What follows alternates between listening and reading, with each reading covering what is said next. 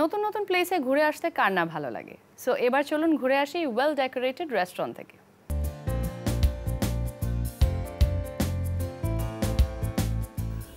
এই ব্যবসা শুরু করার প্রথমে আমরা খেয়াল রেখেছি দুটো বিষয়, একটা হলো খাবারের মান এবং আমাদের ইন্টারনাল ইন্টেরিয়র।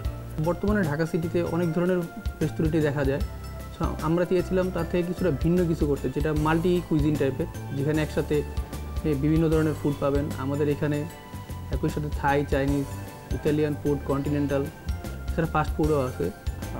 মূলত আমাদের নিজস্ব শেফদের কিছু সিক্রেট রেসিপি দ্বারা আমাদের এই রেস্টুরেন্টের মেনুটাকে সাজানো হয়েছে, যাতে এখানে গ্রাহক, আমাদের কাস্টমাররা বিভিন্ন ধরনের ফ্লেভার খুব সহজেই পেতে পারে। এছাড়াও আমরা সবসময় চেষ্টা করছি যে নিত্য নতুন আইটেম আমাদের এই মেনুতে যোগ করতে, যাতে আমাদের ঢাকাবাসীরা নতুন নতুন খাবারের স্বাদ পেতে পারে। এখানে মূলত আমাদের এখানে যে ইয়াং জেনারেশনের কথা ভেবেই আমাদের রেস্টুরেন্টটা করা, কারণ তারাই আমাদের প্রধান কাস্টমার। এছাড়াও অনেক ফ্যামিলি গ্যাদারের কথা প্ল্যান করেও আমাদের ইন্টেরিয়রটা করা হয়েছে, যাতে তারা একসাথে অনেকগুলো সময় কাটাতে পারে।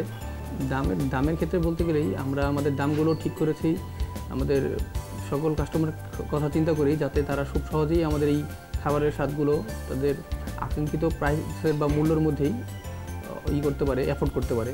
সর্বশেষ কথা একটাই, যে আমরা চেষ্টা করব কাস্টমারের ফিডব্যাক পাওয়ার মাধ্যমে আমরা আমাদের নিজেদের পজিটিভ দিকগুলো আরও স্ট্রংলি প্রেজেন্ট করার, যাতে ভবিষ্যতে আমরা আমাদের অবস্থানটাকে আরও সুদৃঢ় করতে পারি এবং ঢাকা সিটির মানুষদেরকে ব্যতিক্রম কোনো খাবার উপহার দিতে পারি।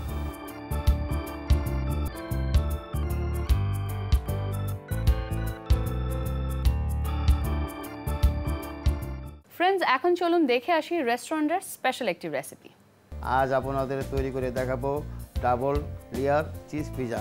এটা তৈরি করতে যা যা লাগে: পেঁয়াজ, mushroom, tomato, sausages, capsicum, black olive, cheese, chicken, celery পাতা এবং ডো। চলুন তাহলে দেখি কিভাবে তৈরি করা হয়। প্রথমে সস দিচ্ছি, তারপর চিকেন দিলাম, পরে আরেকটা ডাবল দিলাম, আবার সস দিলাম,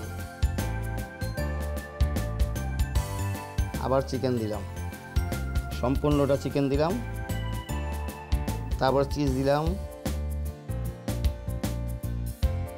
চিজটা সম্পূর্ণটা চিজ দিলাম, পরবর্তীতে আমি সসেস দিলাম,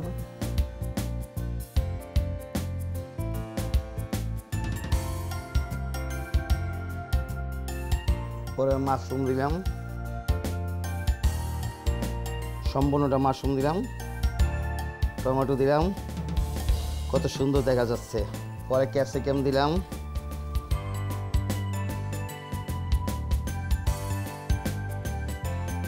পরে আমি পেঁয়াজ দিলাম,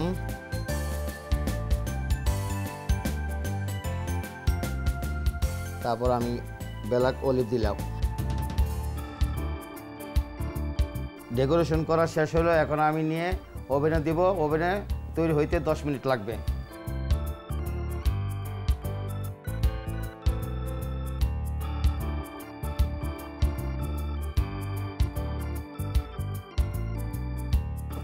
হ্যাঁ, পিজা হয়ে গেছে, এখন বাহির করতেছি। বাহির করে আমি পরিদর্শনের জন্য নিয়ে যাচ্ছি।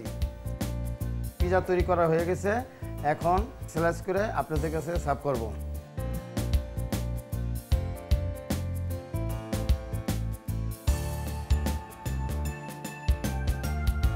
পরিদর্শনের জন্য আপনাদের সার্ভ করব। প্রথমে আমি হোয়াইট সস দিলাম, তারপর চিলি সস। তৈরি করা হলো আমাদের ডাবল লেয়ার চিজ পিজা।